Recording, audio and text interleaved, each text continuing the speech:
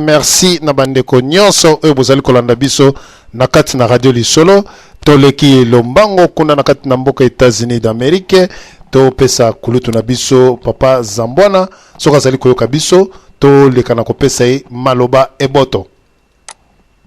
Merci bandeko nangai awa kati na studio ya la vérité en combinaison avec www.radiolisolo.com. Bandeko nangai frère Babino Joachim Zambwana na pokwa lelo nazali ko senga ete kimia ezala na mitema ya mutu nyonso azali ko landa programme na biso lelo. Programme na biso ndenge na sila ko lancer yango na banza mingi bo landaki titre nango ezali dressons nos fronts ezali stanza to ezali prose to ezali phrase oyo ebimikati na hymne na biso ya Congo oyo bengami na kombo ya debout congolais tozana ba phrase mibaleka to analyser ya longtemps courbé na banza to sili ko ke signifie longtemps courbé hymne oyo komamaki na bandeko oyo bavivaki d'abord na époque ya avant l'indépendance parce que bazaki longtemps courbé et pas ya ba colonialisme ba belge ba mindele tamba yako za indépendance nzembo wana e continue kito hymne wana e continue kiti na vina biso personnellement na mitunaka est-ce que hymne oyo e komamaki na tango wana bato tozalaki longtemps courbé hymne oyo e komamaki selon réalité ya époque coloniale hymne oyo e komamaki na taba papa Simon Kimbangu hymne oyo komamaki na taba batatu Motaka Zenga barua makoko batu nyonso babali na taya mundele ayaki ko konzamisa biso na Afrique. Est-ce que hymne oyo ezali kaka na valeur tina data leloyo? Est-ce que hymne oyo il faut continuer kaka?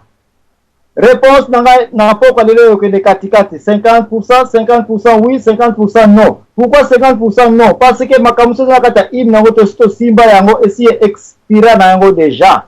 Est-ce que Congo ezali ko vivre na période d'expiration te? Est-ce que tozali kolia sardine oyo polate parce que tozana nzala to continue ka kolia biloko yango to ko débattre awa na poko leloyo hymne oyo ezali pe na ba section mususu oyo lelisaki batata na biso etindaki bango bazwa décision ya longtemps courbé.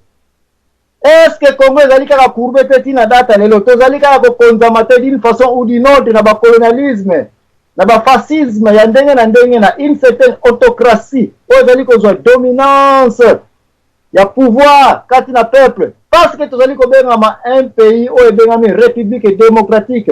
Démocratie signifie pouvoir une partie eza na public eza na peuple oyo eza royaume te. Mais est-ce que peuple congolais aza ko exploiter section oyo ya pouvoir esili ko pesa melaye ba makambo oyo yango to ko débattre. Dressons nos fronts iliko basilika. Dressons nos fronts signifie colère. Dressons nos fronts signifie soit une certaine attitude contre qui? N'anglais venons mine, zala na motema et kangama ya libanga, parce que tu es maîtrisé quelque part, parce que ba konzamiso quelque part, parce que ba koko na biso ba tata na biso ba composa ki hymne oyo, ba mona qui était, il y avait quelque chose qui n'allait pas avec les Belges. Voilà pourquoi dressons nos fronts. Est-ce que le loyo, ce qui l'impresario Joachim Zambwana alobi likambo omoni yango contre Joachim Zambwana vient de dresser son front. Lelo soki un Congolais zuli banga na abambi, yebaka yete azali na colère. Alors ko sambi sa yete metika hymne national ya Congo et sambi sa biso nyonso. Mbuki. Elonge kangami, nganzi, makasi. Bokai na bandeko ya Equateur bakolobaka. Zidi, bisingombe bisoto bakisaka bongo mbunzu. Fu, nza, lolendo. Biloko yango to kolobela dressons nos fronts. Pourquoi dressons nos fronts? Parce que boko ya ko comprendre que soki mboka na biso ezali ko bengama république démocratique et que peuple azali na un certain pouvoir yango na système démocratique lelo ezali introduction ya la politique ezali développement parce que nous avons des professeurs dans la université na biso bazali ko tangisa bana na ba sciences politiques question ezali est-ce que le Congolais est seulement préparé na ba termes politiques élémentaires oya ko comprendre que signifie démocratie oya ko comprendre que signifie le parlement oya ko comprendre que signifie député sinon que sondage dernière information c'est ko yela na partir de lobby na taki bambongo anje ko benga batandenge na ndenge na Congo na ba place ndenge na ndenge na ba région ndenge na ndenge bapesanga un peu de définition qu'est-ce que signifie député avec honte barésultat yelinga ezali somo bamusu bazali koba député signifie kokoma riche ou bien bata bongo un député mais bato wana bazali koprépare baélection bato wana bazali koprépare bakende na année oyo 2011 basala baélection mais tuna bango ke signifie député première réponse député signifie mutu mbongo te député signifie bango bamonaka clair tuna bango ke signifie un parlementaire mingi babundi nango que signifie un législateur mingi babundi nango si que signifie un sénateur bato basaka na paye du peuple te réponse wana bapesi ça va problème zate basaka na paye du peuple que signifie paye du peuple place okoya komona ete Congo tokomi na temps où biso nyonso tika toyeba ete toza na devoir ya kopase l'information bana na bavillage na biso na baculture na biso bisika nyonso zwani po mwana nyonso ya Congo acomprendre baterme eza na kati ya droit na ye na vie na ye po aya na politique po azwa droit akoke na élection akopona nani soki te tokokontinue kaka komona ete un député signifie tata wana aza na mbongo ayaka kokabola ba-t-shirt imprimé par qui na mbongo ya nani ba-t-shirt yango bazwi nango à partir d'où sinon ke toza koya place oyo lelo tokodébattre est-ce que badéputé na biso avant baya kutu na liste ya dernier jour ya programmation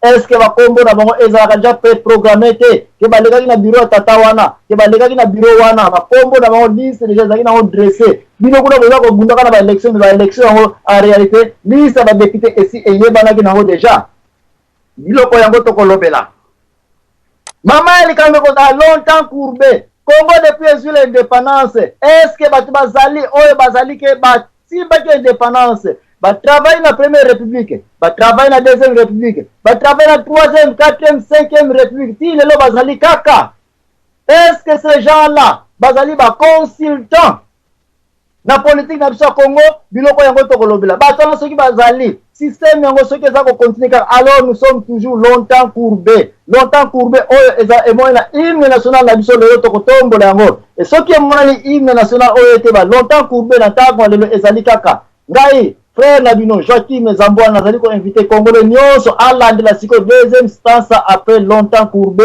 oyo ezali ko bete dressons nos fronts tant ekoki po ete hymne national ya Congo esambisa un Congolais esambisa un politicien esambisa un législateur longtemps courbé le peuple maintenant doit dresser son front pour dresser front oyo de place toko débattre na pokwa lelo yo makawe ebele tokolobela awa il n'y a que deux personnes naza nango besoin naza na besoin bato ebele bayoka ngai te mais naza na besoin mutu moko ayoka ngai naza na besoin bato ebele baya koparticipe te mais naza na besoin mutu moko aparticipe cette personne ya nani mutu oyo azali ete yaka kosigne aye azwi bakila na ye na bik ate asigne signature na ya martyre.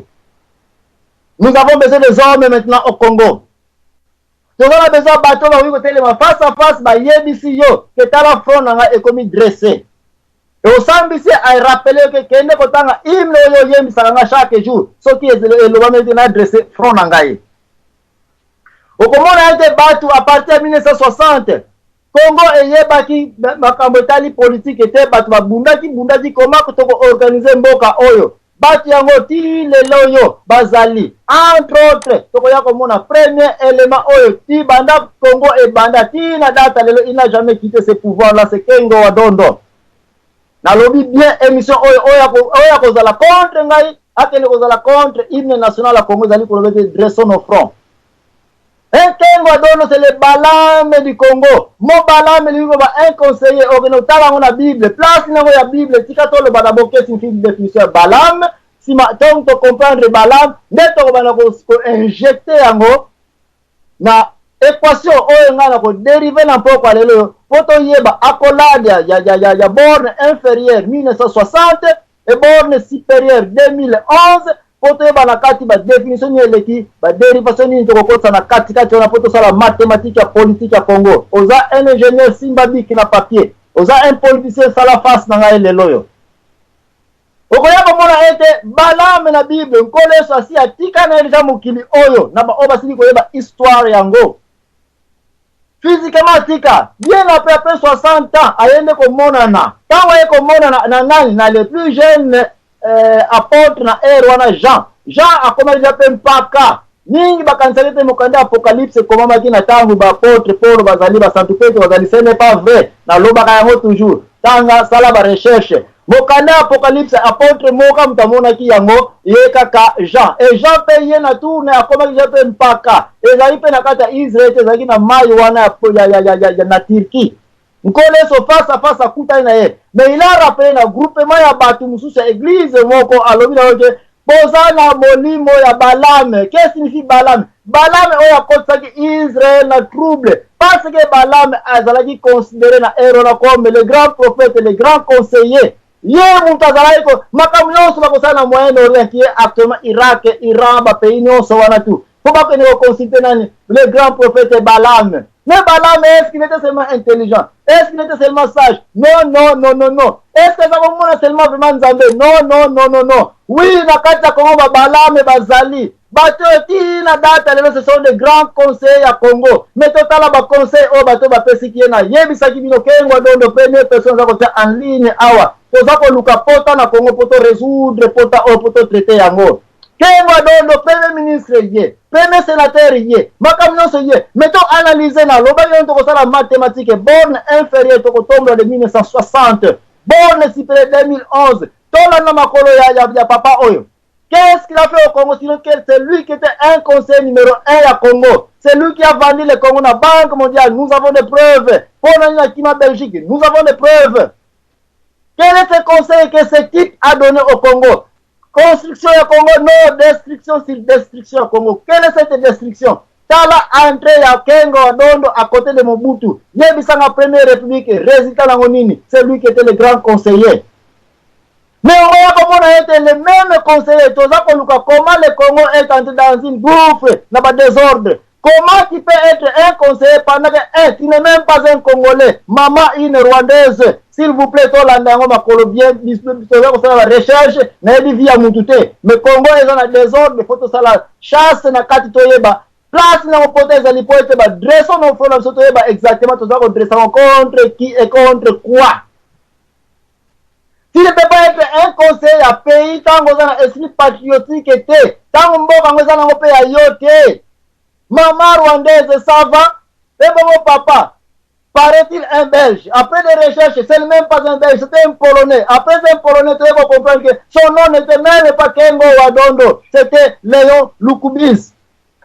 Comment un certain Léon Lukubis, qui est le premier ministre, oh Congo, yeba été Congo, botamana Congo, République démocratique du Congo. Démocratie signifie quand le président n'est pas là, le premier ministre devient un président. Congolais yeba le terme démocratie signifie quand le président n'est pas là, le premier Sénat, le patron, poste à Sénat, un président. Yoye Isanga, Moutou Azali, une chauve-souris.